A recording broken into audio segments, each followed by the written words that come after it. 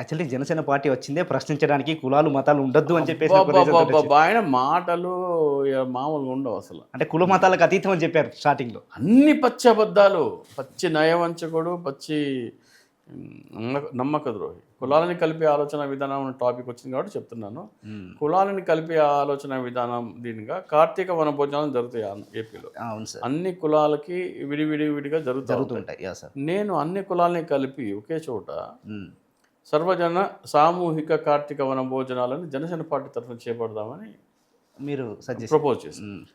దానికి అద్భుతమైన స్పందన వచ్చింది. ఓకే, మొత్తం అంటే కార్తీక మాసంలో 4 వీకెండ్స్ ఉంటాయి కాబట్టి 4 వీకెండ్స్ ఒక్కొక్క వీక్లో 50 మంది చొప్పున చేద్దామని సిద్ధమైపోయారు, ఒక 200 చోట్ల.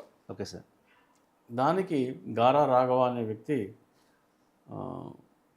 ఆయన ఊర్లో చేద్దామని ప్రిపేర్ అయిపోయి ఇన్విటేషన్ కార్డ్ కొట్టించి, సరుకులు కొనేసి, టెంట్ హౌస్ సామాన్ ఇచ్చి, వంట వాళ్ళు మాట్లాడేసుకుని అంతా చేసుకుని ఆ ఇన్విటేషన్ కార్డ్ తీసుకెళ్ళి పవన్ కళ్యాణ్కి ఇవ్వడానికి వెళ్ళాడు. ఓకే, పవన్ కళ్యాణ్ లేకపోతే నాదెళ్ల మనోహర్కి ఇస్తే, నాదెళ్ల మనోహర్ ఇదేంటి ఇది ఆపేసేయండి అన్నాడు.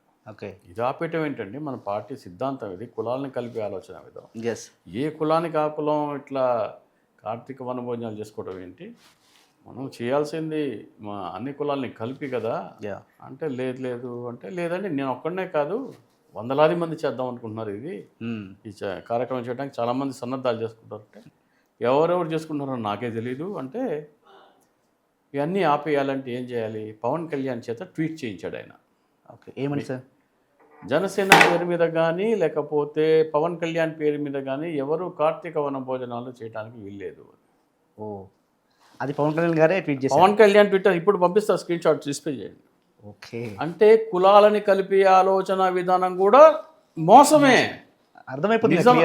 అట్లా మీరు ఏ అంశం పార్టీ బలపడే కార్యక్రమం చెయ్యమంటే వద్దు అంటాడు. అట్లాంటి నేను వెయ్యిస్తాను. నేను ఆయనకి భీమవరంలో నేను కలిసి ఇంత స్పైరల్ బైండింగ్ పుస్తకాలు 2 ఓకే సార్ ఇచ్చి, పార్టీ బలపడటానికి, ప్రజలకి మంచి జరగటానికి, రాష్ట్రానికి మేలు జరగటానికి కొన్ని సలహా సూచనలు ఇవ్వడం జరిగింది. ఓకే సార్, వద్దంటాడు, పార్టీ బలపడకూడదు అనేది పవన్ కళ్యాణ్ మొట్టమొదటి సిద్ధాంతం.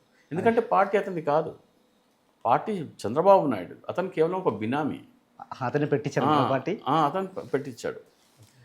అయితే ఇక రంగా గారి విషయానికి వస్తే, రంగా గారి పార్టీ ఏర్పాటు చేసిన తర్వాత 12 సంవత్సరాలు పూర్తయిపోయింది. ప్రతి సంవత్సరము మీకు ఒక జయంతి, ఒక వర్ధంతి వస్తాయి. అంటే 24 అవకాశాలు వచ్చాయి. Yes sir. ఒక్కసారి కూడా ఒక విగ్రహానికి పవన్ కళ్యాణ్ వెళ్ళి మాల వేసింది కానీ, ట్వీట్ చేసి పార్టీ కార్యాలయంలో ఫోటో పెట్టి పూల రేకులు జల్లి నివాళులు అర్పించింది కానీ ఒక్క సందర్భం కూడా కనపడదు. లేదు. ఇలా కనపడకపోగా మేము పార్టీలో ఉన్నప్పుడు ఎవరు హాజరు కాకూడదు అని మాకు ఆదేశాలు.